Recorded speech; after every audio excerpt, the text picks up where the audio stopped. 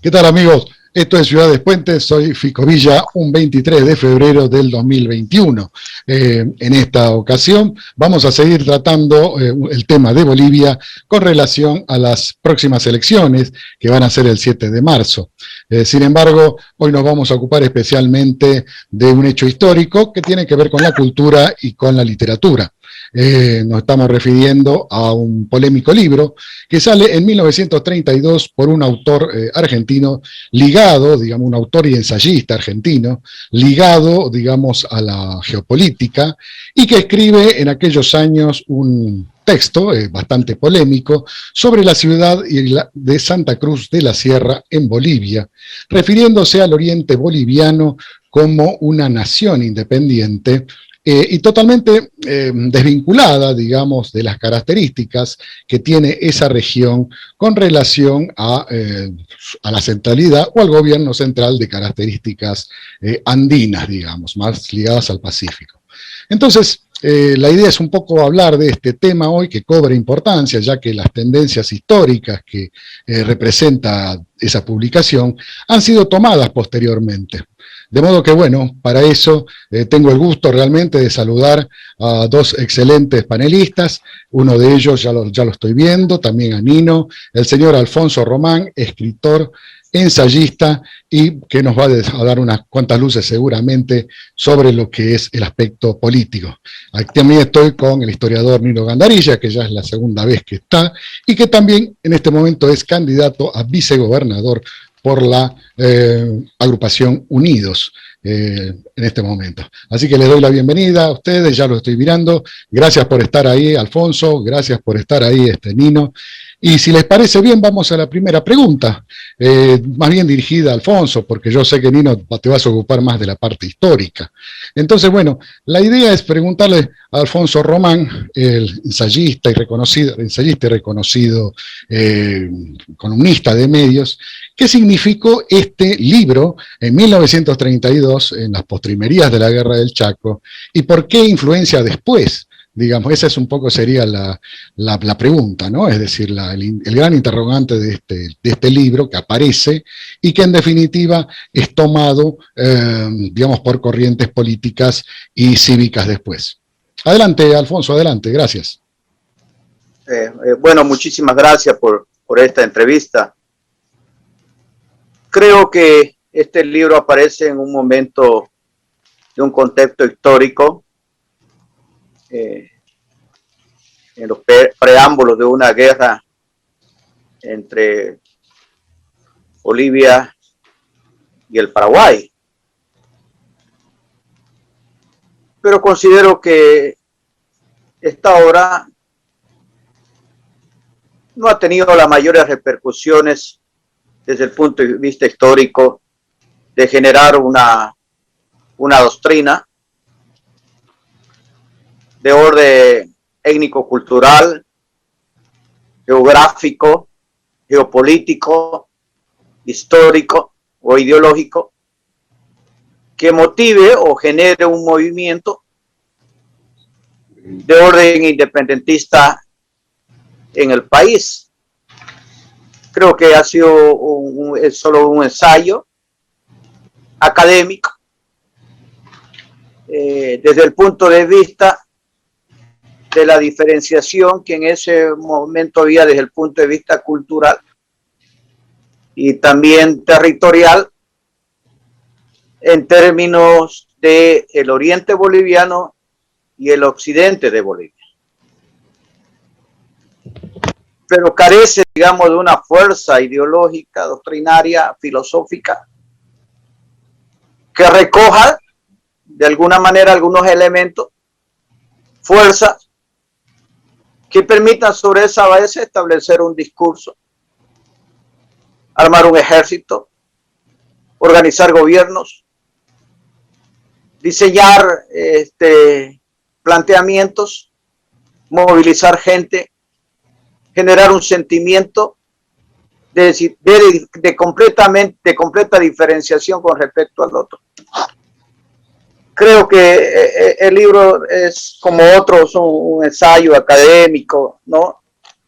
desde aquel tiempo, pero que no ha tenido las mayores repercusiones desde el punto de vista, digamos, de su publicación, porque no por el libro en sí, sino porque la región no carece de todo, el oriente boliviano carece de los elementos para plantear una independencia. Estamos muy lejos de ser Escocia, de ser Cataluña, solamente por dar un ejemplo. Carecemos de una tradición institucional fuerte, distinta, diferente al resto del país. Nos une la lengua castellana, el cristianismo católico romano, que ha sido muy fuerte y que al final ha formateado, ha organizado el pensamiento de la gente, y en ese sentido, digamos, el habitar un territorio de tierras bajas no nos hace lo suficientemente diferente para plantear o haber planteado en algún momento las posibilidades de que se genere un gran movimiento como el catalán, como el vasco o como otros, en el sentido de posibilitar la organización de un ejército, de construir nuevas instituciones distintas y diferentes que nos permitan, digamos, ir a un proceso de independencia o de disesión del territorio nacional, o sobre las posibilidades de construir un nuevo país en el oriente boliviano. Se ha carecido de todas las condiciones para que eso pueda suceder. Hay gente que desde un punto de vista emocional, en la idea de generar una identidad, de quererse diferenciar, de quererse afirmar en el lugar como es natural de todo hombre con respecto al otro, ha intentado esbozar algunos discursos, algunos movimientos emocionales, pero nada más. No se carece. Yo creo que el oriente boliviano ha carecido de la fuerza desde el punto de vista, me atrevo a decir, cultural, simbólica. El oriente boliviano nació y comenzó a construirse con la llegada de los primeros judeos españoles que arribaron al territorio de esta parte del mundo, y en realidad somos una reminiscencia del imperio español, porque nunca fuimos una colonia, fuimos provincias del Reino de España, éramos españoles. Desde el punto de vista cultural, eso es muy fuerte en nuestras vidas. Tiene una presencia en el resto del país, acentuado por el proselitismo cristiano católico y por nuestra lengua y por nuestra manera y nuestra forma de vivir y de construir economía y de enfrentar la vida. Entonces, el intentar en algún momento pretender, digamos, generar un movimiento independentista desde esta región me parece descabellado. No tiene sentido, ni lo tuvo ni lo tendrá en este siglo XXI. Pero quizás el planteo que se hizo en ese momento no por lo menos no produjo una división, digamos, de visión en relación a las, digamos, a las élites de Santa Cruz, entre aislacionistas por un lado, que aparecerían posteriormente, o integristas, ¿no? Es decir, son los que después pidieron por el 11% de las regalías, la carretera a Cochabamba. Es decir, el libro en ese sentido no influenció entre aislacionistas e integristas en el campo político, digo, ¿no? Es que el plantear, el intentar construir un movimiento independentista sobre la base de una reivindicación porcentual económica no tiene sentido. O sea, no tiene fuerza para generar un movimiento de este tipo. Santa Cruz hasta hace unos 70 años atrás era una especie de confederación de haciendas, ¿verdad? Un territorio altamente feudal, de mentalidad agraria, aislacionista o aislado por las circunstancias, por la falta de desarrollo, de integración física con el resto del país, una economía de sobrevivencia artesanal, la mayoría de ella, algo agraria, algo agropecuaria, de intercambio comercial con el mercado andino, donde se llevaban los productos para poder intercambiarlos, comprar otras cosas y nada más. Entonces, ese tipo de mentalidad aún permanece en nuestra región, porque la evolución del hombre lleva generaciones desde el punto de vista mental. En 70 o en 100 años no podés dar un salto, más cuando el conjunto del país vive aislado de las grandes capitales del mundo, de los grandes centros de pensamiento. Todo lo que nos llegó fue casi tarde en todos los sentidos al país. Y por lo tanto, digamos, esos movimientos desde el punto de vista de las demandas que puede tener una región por mejores ingresos económicos, no son suficientes, digamos, para plantear un proyecto independentista. Es un argumento demasiado débil para siquiera pensarlo e intentarlo. Lo han hecho algunos grupos, fraternidades, algunos círculos. Santa Cruz carece de élite, no tiene élite, tiene gente que vive relativamente económicamente bien, una clase media, media alta, que ha tomado las instituciones públicas del Estado a través de terceros o de manera directa. Manejan 3 cooperativas, 2, una quebrada, que son una especie de gran caja de caudales. No son instituciones productivas. La una porque el agua que entregan a la gente, digamos, al servicio público, a la sociedad, viene del subsuelo.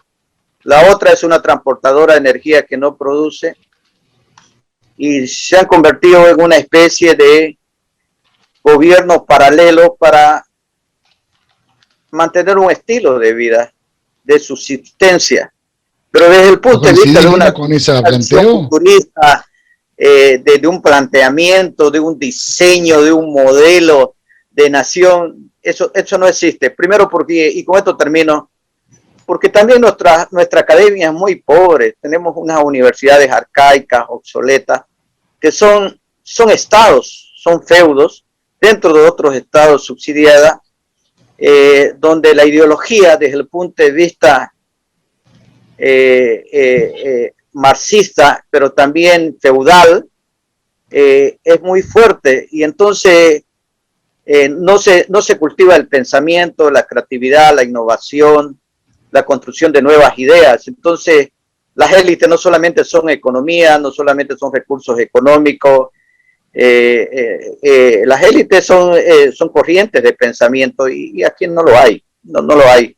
Incluso nuestra academia más o menos referencial en nuestras sociedades, me atrevo a decir que es muy pobre porque es muy descriptiva, poco analista, poco proyectista.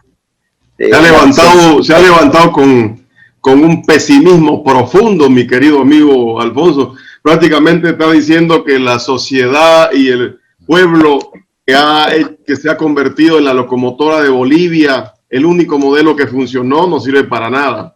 De todas maneras, estoy de acuerdo con algunas cosas que dice Alfonso Román con respecto a si debería o no Santa Cruz tener una posición frente a su mercado natural, que es el mercado andino, una posición diferente. Yo pienso que no nos comamos el postre, pues primero, ¿no? Primero el desayuno, luego el almuerzo recién el postre. Esos análisis hagámoslo cuando ya tengamos los elementos. Tengo acá en mis manos, yo me imagino que a mí me invitan más como historiador que como candidato. Tengo en mis manos la copia original de la versión 1935, o sea, acabada la guerra del Chaco. Este es el de Gandía. Qué bien, qué bien, qué bien. Nunca lo había visto en papel. Y en este libro de Gandía, que es un hombre muy, muy capaz, es el libro número 27 de su obra. No era cualquier tipo el que escribió esto. Vamos a ver por qué lo escribió. ¿Sí? Y aquí tengo las observaciones y rectificaciones a la historia de Santa Cruz, la Nueva República de Sudamérica, de Plácido Molina. Aquí es donde don Plácido Molina lo refuta. Esa debe ser la edición original, por lo que veo. Sí, esta es la original. Este libro es del 36. A ver, y hay otro libro que también es de la misma época, pero es una barbaridad. Este es de un año antes, del 35. Este es de Raúl del Pozo Cano. Este es un paraguayo. Bien. Que este también prácticamente plantea que se tiene que hacer una república independiente, pero es abusivo cuando nos hace un mapa ridículo, ¿ya? Donde nos está desmochando el Chaco. Es ridículo el hombre, ¿no? En la nueva república, pero sin el Chaco, ¿no?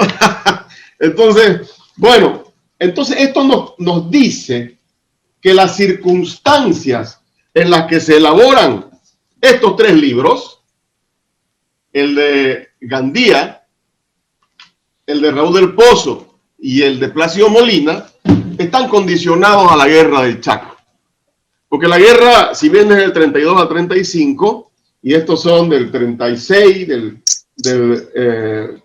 35, 36 y también 35 y 36, ¿sí? Estaban al final de la guerra. Quiere decir que mientras sucedía la cuestión bélica, mientras nuestros jóvenes estaban en el frente, también habían intelectuales trabajando en los aspectos históricos y geográficos. Pero ¿cuál es el antecedente? No es de por sí nomás que ocurren estas cosas. Los antecedentes es que a solo 6 años, a ver, 5, 6, 27, 28, 29, 30, 30, el 31, a 6 años. A solo 6 años de declarada la independencia de la República, aquí en Santa Cruz ya hubo un primer movimiento queriendo independizar la provincia, en el 31. Eso lo registra don Alcides d'Orbigny en su libro Viaje a América Meridional. Casualmente él dice ahí que hay una revolución, etcétera, etcétera. 31. Entre el año 40 y 50 hay nuevas revoluciones encabezadas por Fabián Hoyos, porque habían venido tropas del interior a realizar abusos con las mujeres, con la gente. Entonces se revela don Fabián Hoyos. Entonces estamos hablando de que el 31, el 41, el 50, y de ahí aparece el doctor Andrés Ibáñez desde los años 70, en el 76 con más fuerza, y ya plantea una solución a este problema que es el Estado federal. 76. Y yo creo, un poquito adelantándonos, yo creo que la visión de Santa Cruz es federal. Cuando aparecen estos movimientos independentistas, es porque el Estado centralista ahoga la producción cruceña, abusa demasiado del poder, humilla a nuestra gente, mata a nuestra gente. Ahí aparecen estos brotes independentistas. Pero en la realidad del fondo del sentimiento de Santa Cruz es el tema federal. Sigamos más adelante, después de la revolución de Andrés Ibáñez, que es asesinado el 1 de mayo de 1877. Viene después la revolución de los domingos, de don Domingo Ávila. No me acuerdo cómo se llama el otro, pero eran 2 domingos, y esto es de 1891.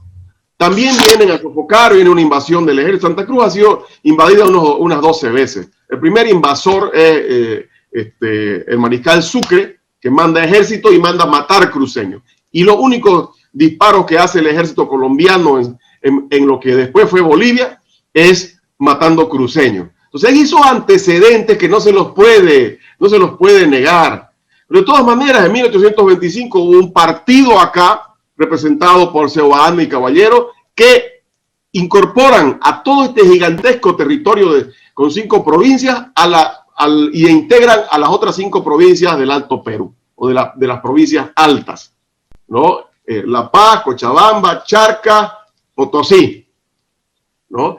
Estas 4 provincias altas se unen a Santa Cruz, Mojo, Chiquito, Cordillera y Valle Grande. Nosotros ponemos la mayor cantidad de territorio, bien. Pero pese a que nosotros teníamos nuestro ejército y nuestra propia independencia, le aclaro a querido amigo Alfonso, en M3C Software contamos con la más avanzada tecnología. Solo que lo integramos a la República Naciente de Bolívar. Las circunstancias ya eso es otra cosa, que de repente ese es el hilo histórico que se va de generación en generación transmitiendo, y aparece entonces en la Guerra del Chaco, don Enrique de Gandía. Vaya uno a saber quién contrata, porque los historiadores hacemos cosas, podemos tardar años investigando, luego sacamos un libro con mucho orgullo, con mucho esfuerzo, pero hacer un libro sobre un país que está en conflicto bélico es porque alguien lo contrató. Ni se diga ya la versión de Raúl del Pozo. Entonces, ¿te puedo acotar algo, Nino? ¿Te puedo acotar algo solamente? Bueno, el libro en realidad de Gandía también coincide con los intereses de aquel momento del gobierno argentino, que por aquel entonces era un gobierno militar y había sido dado un golpe de Estado. Porque al mismo tiempo se verifica que en el Paraguay, y de ahí el origen también del libro, hay un 40% de inversiones argentinas en el Paraguay que facilitaban justamente el apoyo que le dio la Argentina al Paraguay en la Guerra del Chaco. Entonces, ahí estaría un poco la explicación que estás diciendo. Claro, y de ahí son mediadores, ¿no? Siendo que tenían intereses allá. Bueno, el año 2010, cuando el bicentenario de Santa Cruz, publiqué este libro, que es en realidad la 4ª versión de mi libro Desenredando la Independencia de Santa Cruz y sus provincias. Lo recomiendo. Esta edición tiene más de 15.000 ejemplares. Unos que salieron un poquito más económicos, salieron creo que a 10 bolivianos en la Estrella del Oriente, que fue una edición muy de gentileza de la Estrella del Oriente, y está en cualquier biblioteca. En la página 148 ya está toda la discusión que hicieron entre Plácido Molina y Enrique de Gandía en ese tiempo. Yo lo desmenuzo y aporto otras cosas con la libertad que tuve ya en el 2010 de no tener la Guerra del Chaco al frente o terminando la Guerra del Chaco. Entonces mi análisis es un poco más libre sobre los antecedentes que hubieron en la creación. Porque ¿en qué se basan estos libros? En que en 1825 Santa Cruz se anexó a Bolivia de manera inconsulta. En eso se basa la tesis. Después todo lo demás es muy académico. Gandía aporta un elemento muy importante. Él dice: tengo en mi escritorio el acta de fundación de Santa Cruz, dice, y es el 26 de febrero de 1561. Cuando Gabriel René Moreno tomaba como referencia en 1560 la creación de la provincia de Mojos, cuando otros historiadores hasta esa fecha, hasta los años 30, celebraban la fundación de Santa Cruz el 21 de mayo, que en realidad es la traslación de la ciudad impostora San Lorenzo. Bien, entonces toda esa trama, hay grandes aportes académicos, tanto en el de Gandía como en el de Molina, un poco en el de Raúl del Pozo, que tiene muy poco valor, la verdad. Pero nosotros hacemos esta discusión y vemos que en algunos elementos Gandía tiene razón y en otros tiene Plácido Molina. En síntesis, yo te quiero decir, querido Fico, que estos temas aparecen, este libro de Gandía, prohibido prácticamente en Bolivia. ¿Ah, sí? Prohibido, ¿no? No sabía eso. Prácticamente sí, porque no lo encontrás en una librería. Pero lo más curioso es que no encontrás la refutación tampoco. Claro, no te imprimen la refutación para que no te dé curiosidad que dice el otro. Pero no hay que tenerle miedo pues, a los libros, por Dios. Ya deberían encontrarse en cualquier lado porque igual se los va a encontrar. Están en las bibliotecas. ¿Ya? Entonces, ahí para poder analizar qué es lo que dice el uno, qué es lo que dice el otro. Recién podríamos entrar ya al tema de fondo, que es por donde comenzó el querido amigo Alfonso, que yo lo admiro en sus análisis filosóficos, excepto en el de hoy. El de hoy ha estado bastante bueno, quizás quiere hacer algunas observaciones. Claro, pero ha sido muy deprimente. Ha sido deprimente ahora su análisis, ¿no? Y en realidad estamos hablando de un libro que plantea algo. ¿Y por qué estamos hablando de este libro? Yo también quiero hacerle un análisis del por qué estamos hablando de este libro y por qué yo acepté también participar de este panel. Resulta que si bien el libro está fotocopiado, poligrafiado, creo que se llamaba antes, durante todo, desde que apareció hasta la fecha, mucha gente lo tiene en todo el país. Calladito, ahí lo tiene, ¿no? Metido en algún lugar. Pero está. Pero cuando aparece con mayor fuerza, si ustedes buscan en las redes, entre los años 2009 y 2010, cuando nosotros luchábamos por la autonomía y querían distorsionar, claro, la lucha por la autonomía empieza en el año 2000 con Nación Camba, el 2003 lo asume el Comité Pro Santa Cruz y en el 2003 hasta el 2009 ocurre una serie de cosas donde se pone violento el país.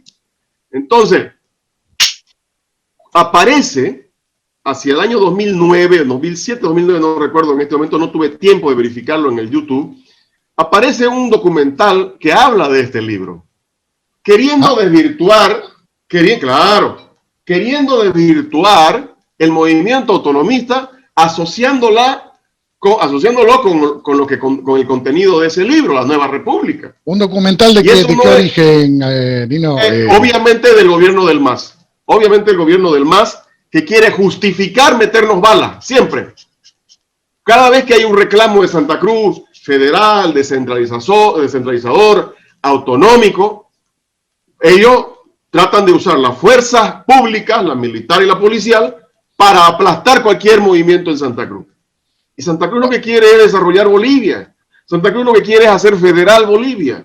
Santa Cruz lo que quiere es que el país se desarrolle de manera igualitaria, que los departamentos, que logramos la independencia con nuestra propia plata, con nuestro propio ejército, con nuestra propia gente, que entramos a la República de Bolivia con grandes expectativas de generar una gran nación, ¿ya? No esperábamos que nos estén marginando, que se estén llevando toda la plata y que no devuelvan. No esperábamos un gobierno centralista que es el hijo OPA de Bolivia, porque se lleva toda la plata, nos cuesta carísimo y nuestro pueblo sigue pobre. Entonces, el punto de Santa Cruz y de los departamentos que se levantan cada vez, como Potosí, por ejemplo, también, Cochabamba alguna vez, es que queremos ese trato igualitario. Entonces, cuando nos levantamos de manera radical para conseguir recursos, para conseguir reconquistar las cosas que nos han quitado, aparecen documentales y aparece este libro para acusarnos de separatismo. Sí han habido movimientos independentistas. Yo soy historiador y no tengo por qué negarlo. Ha habido, antes de este libro, antes de la guerra del Chaco, entre 1919 y 1924, hubo un movimiento independentista, claro que sí, independentista. Pero no es la voluntad general, sino es una reacción final. Por ejemplo, cuando se dice ferrocarril o nada, ¿Qué es ferrocarril o nada? Hágame, señor, un ferrocarril a Cochabamba, queremos integrarnos o nada. Nos acobardaron o nada. Entonces, quiero integrarme, viejo, pero si no me das la posibilidad de integrarme es nada. Ahí vienen los problemas. Ahí viene la radicalidad para sacudir este país centralista. Pero la versión sobria, la versión racional, siempre ha sido la federal. Eso es lo que buscamos. Entonces, este libro es eso. Este es un libro que tiene su parte académica, que tiene su refutación en su momento histórico, que es el contexto de la guerra del Chaco, y que cada vez lo sacan, pero que lo sacan de manera maliciosa, no de manera académica. Yo creo que el señor Alfonso Román quizás tiene unas cuantas observaciones para esta contrafigura, esta contravisión que estás observando, Nino. Adelante, señor Alfonso. A ver, en primer lugar, yo quiero señalar de que nosotros somos el resultado de la presencia del Reino de España en el hemisferio como país. Los ciudadanos de Occidente, llamémoslos quechua y aymaras, son producto de una inmigración anterior a la llegada de Colón a estas partes del mundo. Ellos vienen de Eurasia, principalmente de las estepas mongólicas, vienen en el último periodo de glaciación, viajan a través del tiempo, terminan quedándose como pieles rojas, como aztecas, como mayas, y arriban a este territorio,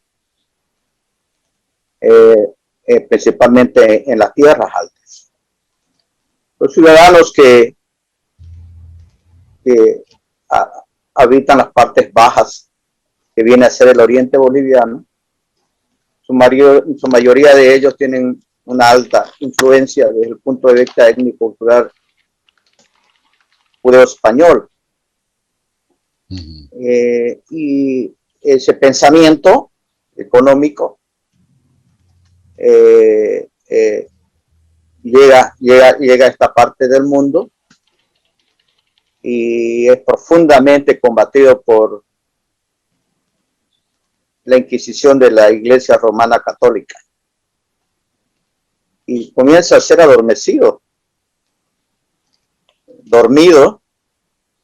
De hecho, hasta hace poco tiempo, hace 30, 40, 50 años atrás, aún recuerdo a mi abuela, nosotros celebrábamos el Shabbat, no de la manera como se hace en Israel, pero sí, me atrevo a decir que mujeres de esa generación prendían 7 velas o 9 el día viernes y hacían sus oraciones a veces en silencio para que no los escuche el vecino.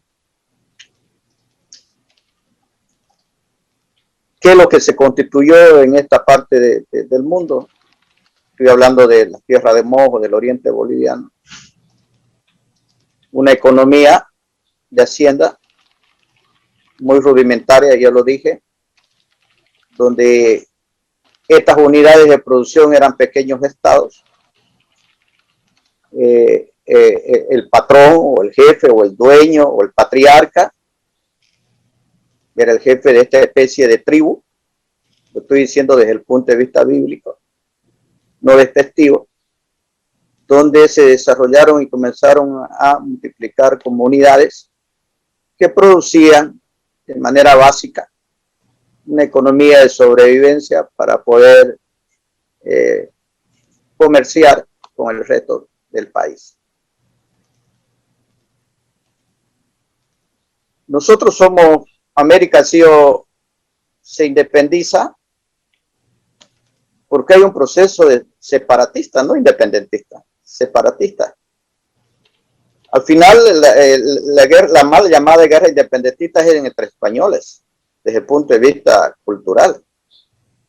Los famosos llamados liberales, influenciados en ese momento por el racionalismo europeo y también, digamos, por los movimientos seculares masónicos que querían arrebatarle el poder a la Iglesia Católica desde el punto de vista del control de la economía y del monopolio del transporte naviero y de mercancías que salían de estos territorios hacia el viejo continente, influenciaron mucho, digamos, en esta guerra separatista, que al final da origen a estos países que conocemos actualmente.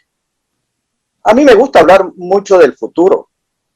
Yo he terminado un libro que se llama Reyes de su propio reino, de pequeñas tribus judeos españoles, la gran confederación global, donde planteo un nuevo orden, teniendo como capital a Jerusalén. Voy a hacer poca referencia a eso porque trato, digamos, de cuidar las ideas. Es una obra que ya no pertenece a mí, pertenece prácticamente a la diplomacia judaica, donde recojo todas aquellas cualidades y aquellos valores que nos permitirán diseñar nuevos estados para podernos integrar al mundo global. El gran problema de Santa Cruz es que no tiene una visión planetaria. Y entonces su mentalidad, que es muy aislacionista, muy aldeana. Y aquí con esto termino. El gran problema de Santa Cruz, yo respeto muchísimo a Nino, además, donde voy, digamos, destaco ese gran espíritu que él tiene individual, personal, poco reconocido en este departamento, poco reconocido por muchísima gente,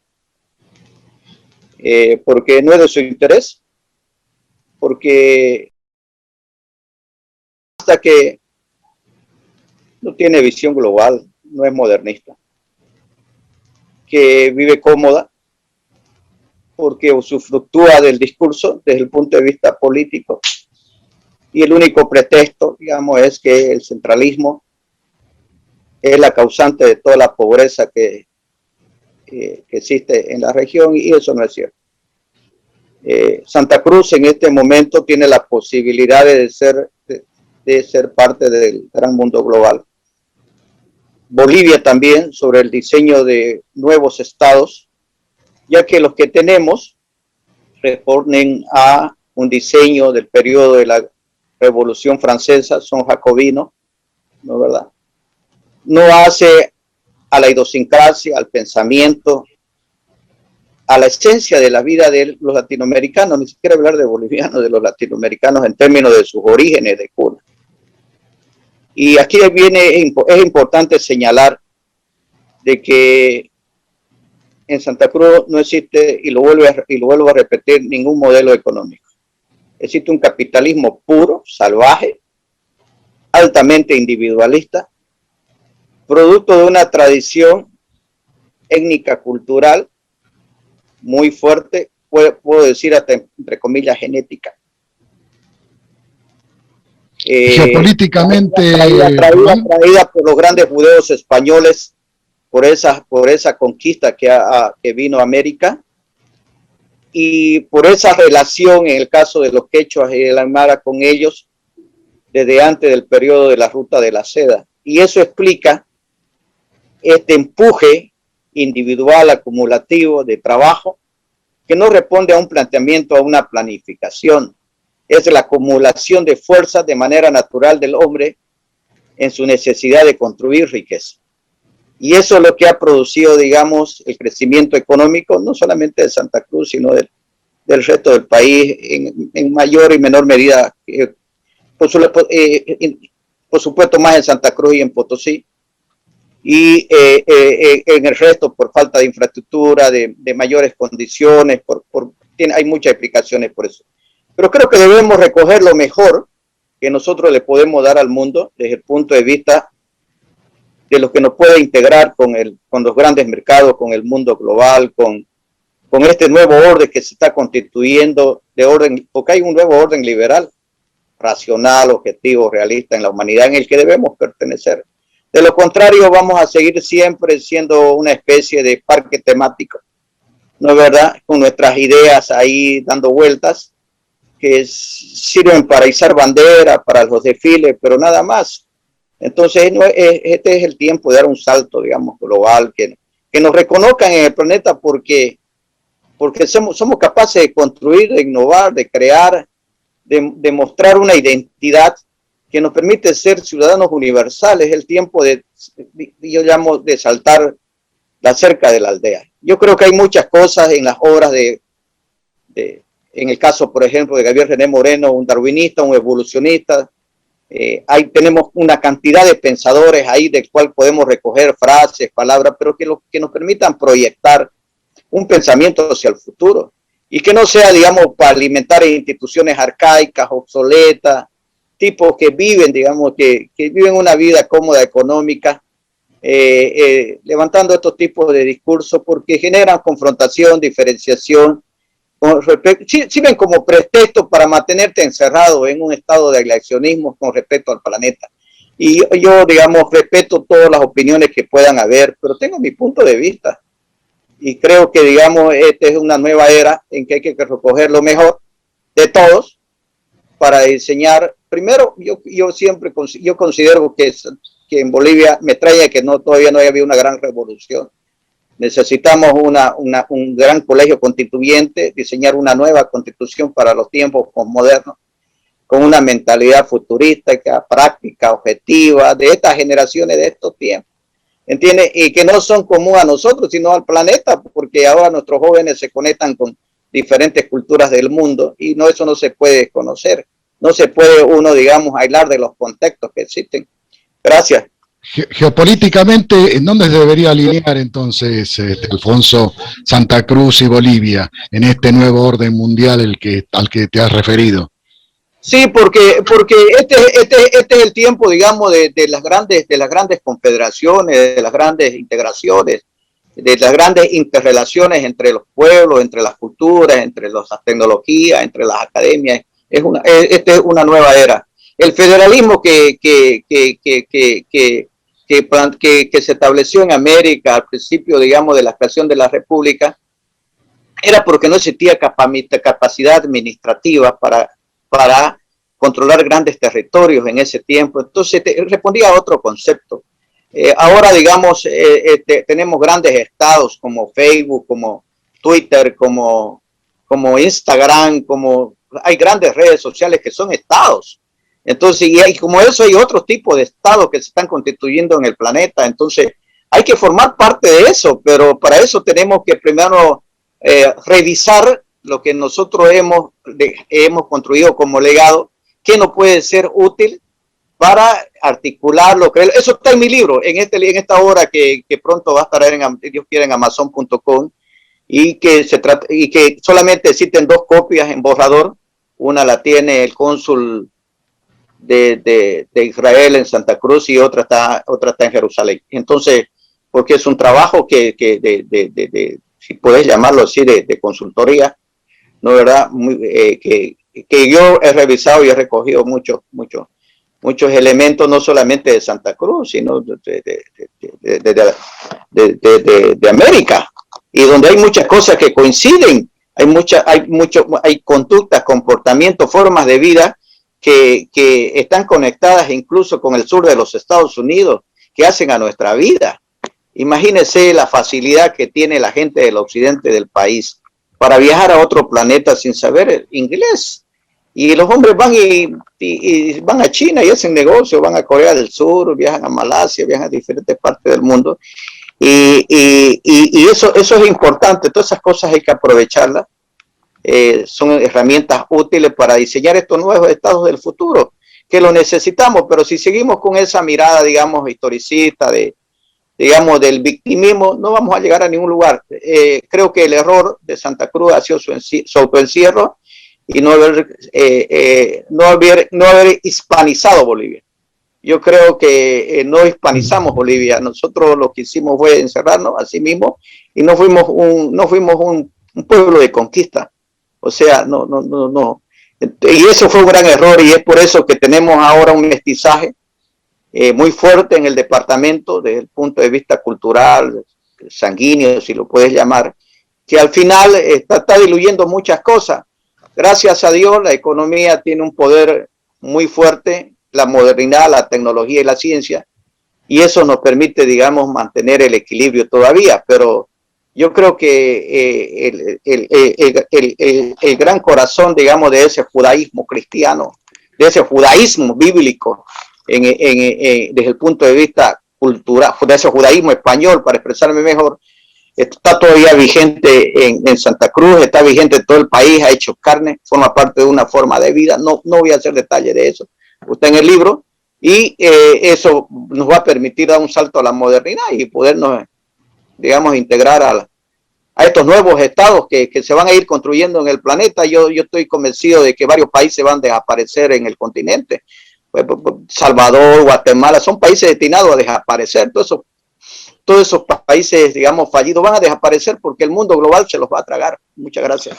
¿Estás de acuerdo con esa visión? Y no me imagino que no, ¿no? Es decir, el planteo de que hay supraestados como Instagram, como Facebook, que de alguna manera están por arriba o están por encima digamos, del Estado soberano, ¿no? Es decir, o las grandes compañías como Pfizer, que justamente, por ejemplo, ayer le contestaron que no a Bolsonaro. Bueno, adelante. Vaya a preguntarle a los agricultores que están haciendo ahorita bloqueo si Instagram o Facebook o YouTube les va a ayudar. No, son medios de comunicación para comunicarnos, porque si tuvieran el poder de tener un verdadero poder de Estado o de un Estado internacional, podríamos lograr la paz del mundo, ¿no? Pero igual vemos golpes de Estado acá, masacres por allá, pobreza por acá, bloqueo de caminos porque el Estado boliviano no permite que se desarrolle la agroindustria. Aquí sobre la conquista, sobre la capacidad de conquista de los cruceños, aquí les muestro solamente 2 tomitos de Eric Soria Albarro, de un par de años, del 560 al 600. Y hay 5 tomos de Bismarck Cuellar hasta 1925. Hay el libro Historia de la Conquista del Oriente Boliviano de Enrique Finó, que es de siglo pasado. Entonces, capacidad de conquista los cruceños siempre tuvimos. Y iba muy bien hasta que el 6 de agosto de 1825, Sucre pone las condiciones para que nos integremos a la nueva República de Bolívar, que por chantaje le llaman Bolívar y capital Sucre para que no se oponga. Pero la cuestión es que todo nuestro territorio, toda nuestra esperanza, nuestra soberanía, la ponemos con buena fe a la República de Bolivia, en el partido que manejaba las cosas en Santa Cruz en ese tiempo. Y lamentablemente a partir de ahí el centralismo secante frustra no solamente las aspiraciones de Santa Cruz, sino la de todos los bolivianos. Entonces no puede alguien decir, no, te encerrás en la aldea, cuando a punta de bala y de destripar a tus dirigentes y a tu gente, te han aislado, te han arrinconado, te han matado tus líderes. Y mediante los sistemas de centralismo de Estado se llevan toda tu plata y no te la devuelven. Más bien, usted échele una miradita a Santa Cruz, vemos una ciudad y un departamento que se levanta hacia el cielo. Todo el mundo se viene acá. Todo el mundo, de todo el país, de toda América, de todas partes del mundo están viniendo acá y van a seguir viniendo, pese a tener un Estado en contra. Pese a los crímenes del Estado boliviano sobre Santa Cruz, nosotros hemos logrado hacer una Bolivia acá diferente. Un crimen, por ejemplo, ¿se acuerda usted del tema de los niños del Brasil, ¿no? Cuando los nazis le cambiaban los ojos, le cambiaban el color de los ojos a los niños de Brasil para que se parezcan a los alemanes, etc. ¿Qué es lo que ha pasado en Bolivia? Esa crueldad, esa mentalidad enferma en el sistema educativo nacional durante casi 200 años, incluyéndonos a nosotros, han intentado cambiarnos la identidad, han violentado a nuestros niños, le han dicho a un niño guaraní, a un niño chiquitano, que su antepasado es Huayna Cápac y que su fauna es el cóndor. Han intentado borrarnos de la memoria colectiva nacional. Han intentado borrar nuestra historia y nuestras culturas de toda la memoria de los bolivianos, pero no se quedaron ahí. Han querido borrarnos del planeta. Han querido borrarnos de nosotros mismos. ¿Ya? ¿Cómo que no hay un Estado violento frenando nuestro desarrollo, nuestra identidad? La hay permanentemente todos los días. Alfonso tiene razón en el hecho de que también hay un yin y hay un yang, por supuesto. Hay unos grupos que se han organizado inicialmente con intenciones de recuperar Santa Cruz de las garras del centralismo, pero después se degeneraron en grupos de poder que no nos dejan pasar a los propios cruceños, a líderes que sí queremos continuar con una verdadera lucha que quiere la igualdad en Bolivia, la igualdad de los departamentos, la igualdad de los ciudadanos, la igualdad de derecho a la identidad.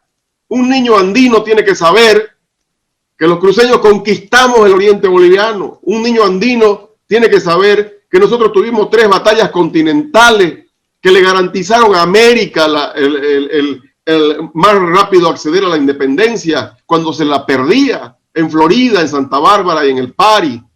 Un niño andino tiene que saber que el ejército boliviano nació en Santa Cruz el año 1813 y no en otro lugar. Entonces, pero ni siquiera a nuestros propios niños del Oriente se les puede enseñar. ¿Cómo vamos a esperar que un niño de Potosí o del Titicaca o de Oruro sepa esto? Y siguen alimentando ese rencor porque no hay conocimiento, porque no hay una verdadera integración. ¿Y para qué es eso? Para llevarse la plata, para tenerle a un tesoro general de la nación el 90% de la plata de los bolivianos y robársela.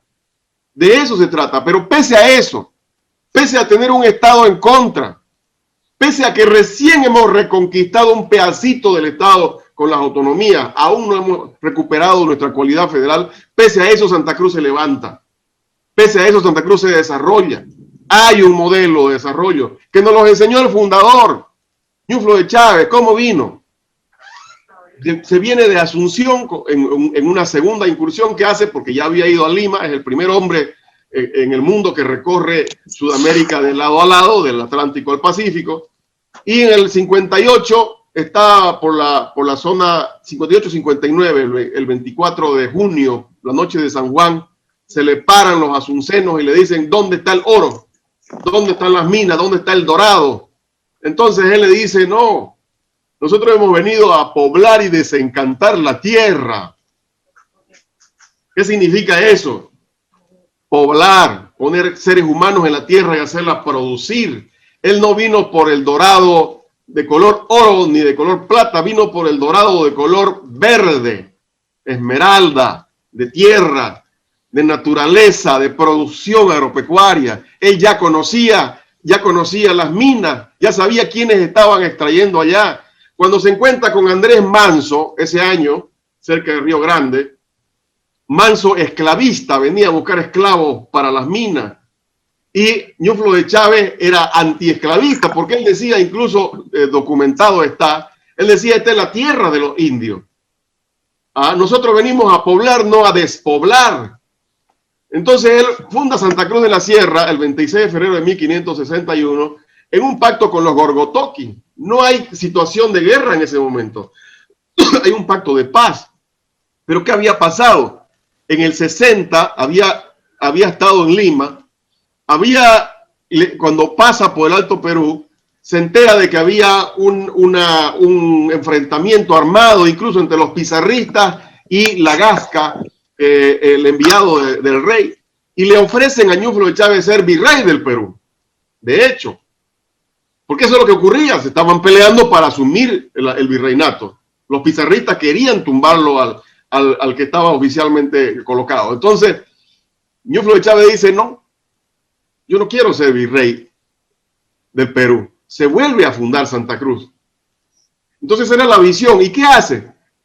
Poblar y desencantar la tierra, producir. Eso es en febrero del 61. Inmediatamente después, el 9 de mayo, si no me equivoco, el 9 de mayo del 61 también, un par de semanas después, dice, abran el camino por Pojo, Comarapa, Pojo, ¿no? Por esa zona. ¿Para qué abran? Y dice no solo eso, dice, abran el camino por Pojo y páguenle a los que lo hagan. Tanto a los españoles como a los indígenas. Entonces está diciendo, producir la tierra, abrir carreteras, generar empleo abriendo la carretera y exportar. Hugo Chávez está fundando el corredor bioceánico. Entonces está generando empleo, está fundando el corredor bioceánico para exportación y está diciendo producir y exportar. ¿Qué es lo que tiene que hacer Santa Cruz y qué es lo que hizo al final de cuentas? Eso, producir y sacar su producción. Entonces, por eso somos la capital con mayor población de Bolivia, no es porque seamos unos opas, ¿no? Claro, es ahora, porque hicimos finalmente un modelo que se hizo autosuficiente a causa de la ausencia del Estado. Pero no solo la ausencia del Estado, mi querido Fico. El Estado en contra no pudo contra nosotros y no va a poder. Lo único que falta es que pasemos al siguiente paso, que es el federal. Ahora, a ver, yo no puedo. Cierro la idea. Todo tiene su yin y su yang, tiene su bien y su mal en todas las sociedades del mundo. Por el hecho de que hayan grupos de poder que impiden que otros líderes avancen, yo no puedo dejar de predicar la doctrina. Yo no puedo dejar de predicar la doctrina del bien, de lo bien que hicimos. Claro, hay lo mal que se hizo también. Pero uno no puede perder el tiempo predicando la doctrina del mal, sino la doctrina del bien. Si no, aquí íbamos a empezar a agarrar a tirarnos chicotazos en la espalda. Adelante, Alfonso, adelante. Seguramente tiene unas cuantas consideraciones para hacer. Pico, aproximadamente creo, que me corrija, Nino, creo que hace 10 años se aprobó una nueva constitución en el país. 2009. Poco más, sí. El 2009. Y entonces yo estuve haciendo seguimiento a ese proceso constituyente. Y quienes representaban a Santa Cruz hicieron uso del discurso de las autonomías para proteger las cooperativas. Nunca plantearon, yo no conozco un tratado de ese tiempo, desde el punto de vista ideológico, académico, si podés llamarlo, digamos, cultural, para plantear un nuevo modelo de constitución de orden liberal, racional, del emprendedurismo en esta parte del mundo. Y esa fue una gran derrota, no para la región, para el país,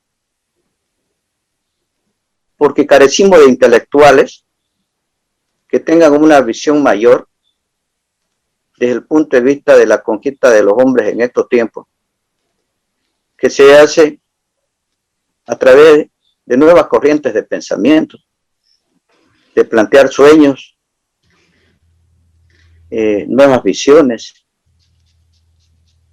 Y esa derrota al final fue una derrota porque no tuvimos la capacidad, o no se tuvo la capacidad en el país, porque el federalismo no es un patrimonio nuestro, forma parte de una herramienta de los pensamientos liberales de un momento de la historia y está regado por todas partes del planeta. El problema es cómo hacer de esto, digamos, hacer una nueva propuesta para plantear algo diferente y distinto. Y eso es lo que no hay. Entonces somos el resultado de una clase política inmediatista que lo único que cuida son sus intereses absolutamente individuales y personales, sus privilegios desde el punto de vista absolutamente económico. No hay aquí un proyecto de nación. El federalismo en sí es simplemente una división administrativa geográfica. Es una herramienta. Pero no hay un planteamiento de nación, de sociedad, de comunidad, de un pueblo distinto y diferente sobre la base de lo que es y por lo que puede aportar hacia el futuro. No lo hay. Entonces, seguir insistiendo, digamos, en el discurso, ¿no es verdad?, historicista para mantener vigente a una casta que en realidad sin visión futurista, postmodernista para este tiempo, a mí me parece que es una equivocación o error para nosotros mismos. El problema de Bolivia es que vive atado en el país. El problema de Bolivia es la esclavitud. Eso es esclavitud mental, que ha venido siendo construida y trabajada desde que se crearon estas repúblicas. Entonces, este tipo de pensamiento, digamos, es el que tiene a la gente en la oscuridad en este momento y es manejado y manipulado y usado cuando se tiene el interés de decir el Estado está contra nosotros. No. El problema somos nosotros mismos y es válido para todo el país. También nosotros fuimos esclavistas. Eso, digamos, de alguna manera nos genera de alguna manera una similitud con el sur de los Estados Unidos. También nosotros fuimos esclavistas. Claro que fuimos esclavistas. No. Cuando tomábamos gente y la hallábamos subcontratada, digamos, a la explotación del caucho o principalmente en Pando. Y pero una cosa no es decir nosotros y otra cosa es decir alguien lo hizo, no, eso es diferente. No podemos decir que es un Estado. También fuimos esclavistas, no es correcto decir eso. O sea, si bien no era con un grillete, era con el látigo encima. Entonces, ¿sabe cuál es el problema? Que hay un formato, una retórica hecho en este departamento que necesita una revisión. El problema es que nadie se lo hace porque tiene temor, genera disonancia, ser digamos, etiquetado como traidor. Pero investigue, pues, hermano. ¿Y sabe por qué tiene que investigar, no puede hablar de memoria nomás. ¿Y sabe por qué sucede eso? Porque existe una comodidad mental en el país y especialmente en Santa Cruz. Lo peor que tiene esta ciudad es sus universidades, es su universidad. No tiene una facultad de filosofía, una facultad de historia, carece de ciencia. Entonces, solamente para citar, entonces un país que aspira, digamos, a gobernar una nación o construir algo distinto y diferente, debe tener tanques de pensamiento, centros de investigación, institutos, ¿no, verdad? Para discutir otro tema que le gusta tanto a Nino y que también yo lo comparto. Yo en Nino reconozco, digamos, ese espíritu que tiene, creo que es de los pocos, el único que queda, digamos, en este emprendedurismo intelectual frente al mundo. Pero debe saber que existe una realidad completamente distinta en este momento en el planeta.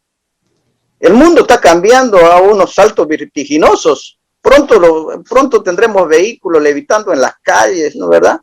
Movidos por energía solamente solar, posiblemente. Entonces, movidos por computadoras. O sea, estamos en otro tiempo y si nosotros seguimos así, vamos a seguir siendo, digamos, los parias del planeta, o sea, encerrados, recitando un ayer que hace más de 200, 300 años ya fue. Hay que recoger lo mejor que tenemos ahí, lo que hemos dado, lo que podemos dar yo creo en el diseño de nuevos estados, pero no desde el punto de vista solamente administrativo. Creo que los estados se deben rediseñar para construir naciones, y naciones, digamos, que sean poderosas desde el punto de vista de una presencia, no solamente identitaria, porque eso es simbólico, digamos, y es válido, pero que podamos, digamos, tener presencia global. No la tenemos.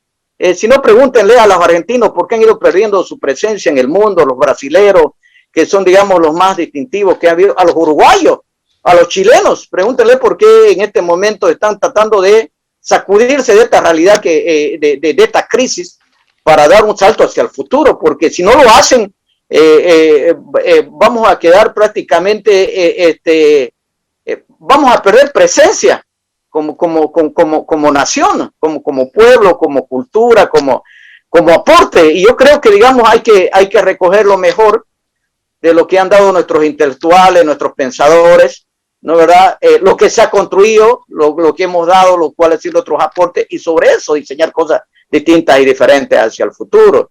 Yo voy a tener que dejar el programa porque tengo un compromiso, pero yo me alegra mucho que me hayan invitado, pero yo lo que trato es de aprovechar estas oportunidades para transmitir mi punto de vista. No soy dueño de la verdad, pero intento mirar a las cosas de manera distinta y diferente, y no tengo, digamos, a mí no me preocupa que algunos grupos no le den espacio a los liderazgos nuevos en esta región. No me preocupa, porque al final el planeta les va a pasar por encima.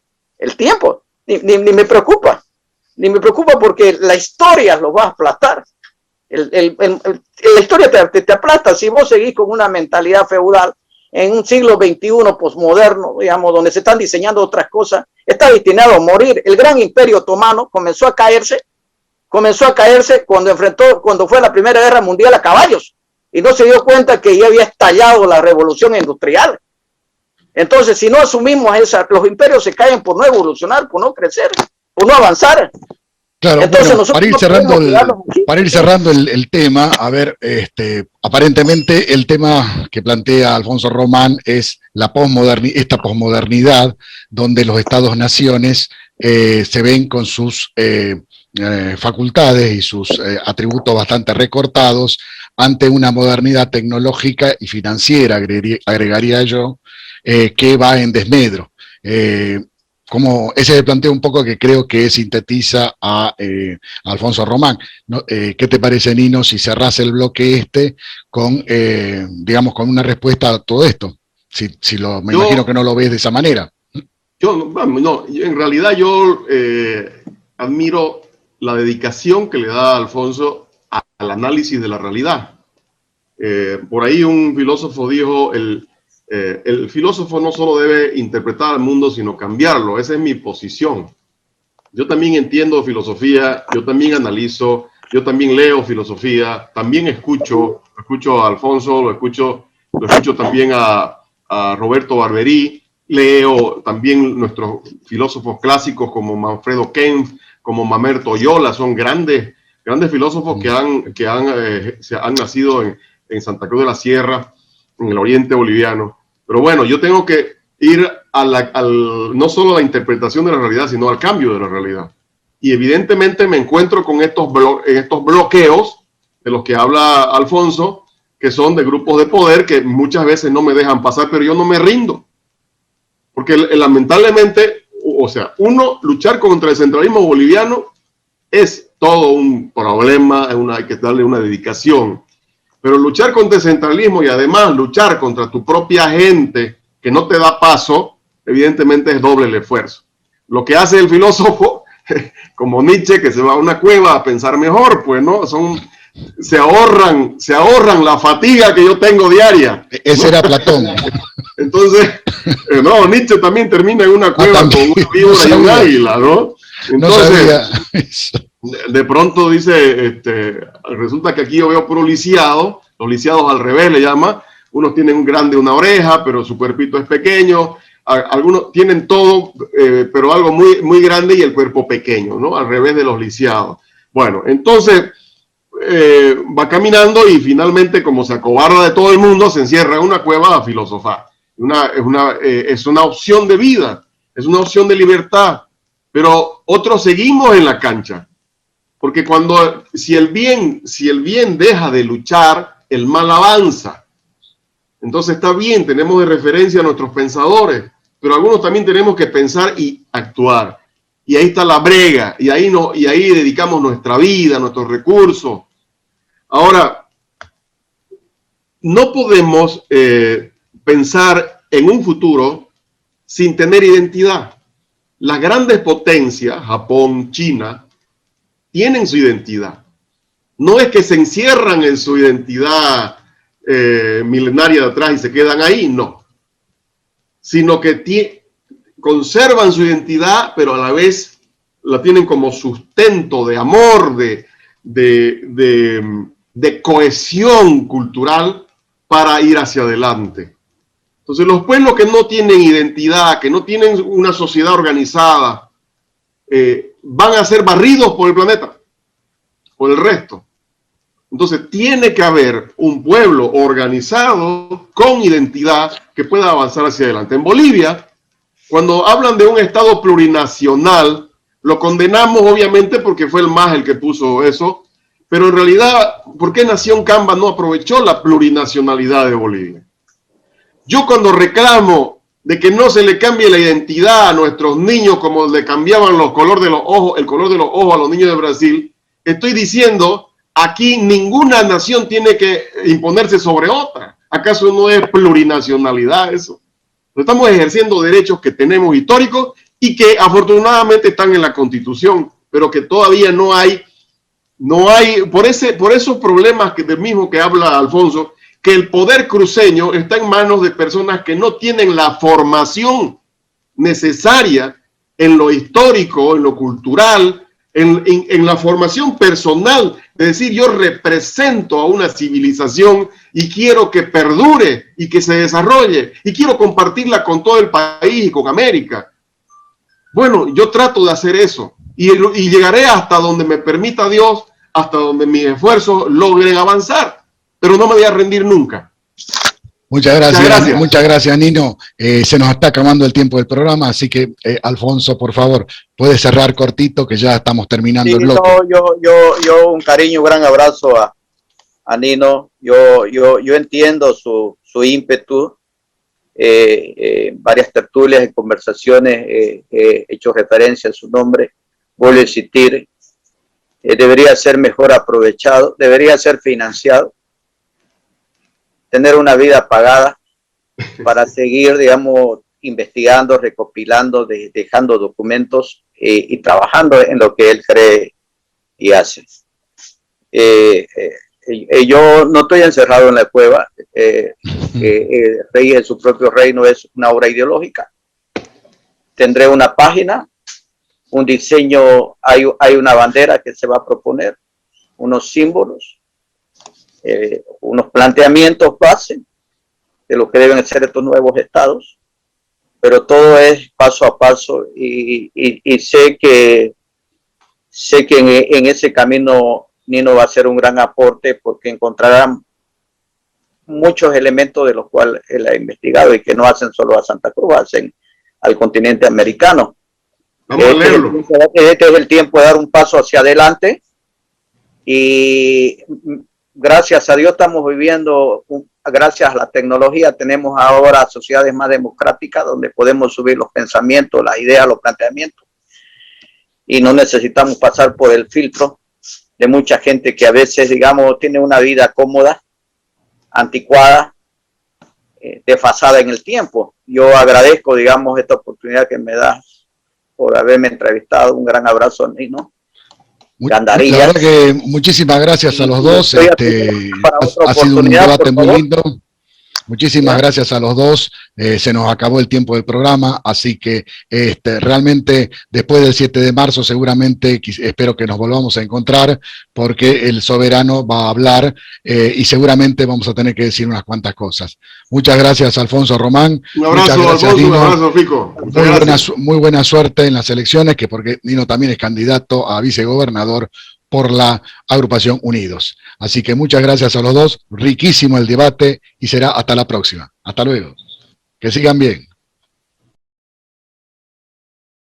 Si te gustó el programa, dale me gusta acá abajo y si te gustó mucho más, suscríbete al canal y activa la campanita, así recibís nuestras notificaciones de los próximos contenidos. Si querés apoyarnos económicamente, desde las plataformas de acá abajo podés hacerlo. Si tenés algún problema en usarlas, mandanos un mail y te vamos a mandar las indicaciones. Chau, que pases un buen día. Esto ha sido todo desde Buenos Aires, Argentina. Que sigas bien. En M3C Software contamos con la más avanzada tecnología. Conozca M3C Gestión, nuestra solución de gestión para su empresa. Módulos disponibles: comercial, contable, servicio técnico, consultas web, facturación electrónica, ticket fiscal, comodato, producción, exportación, agenda, desinfección, sueldos y jornales y abonos. Otras funcionalidades: exportación de compras y ventas a AFIP, emisión de facturación electrónica o ticket fiscal, liquidación de comisiones de ventas por vendedor, control de stock, multiempresa, multiusuario, multimonedas, multisucursales, información histórica y estadísticas.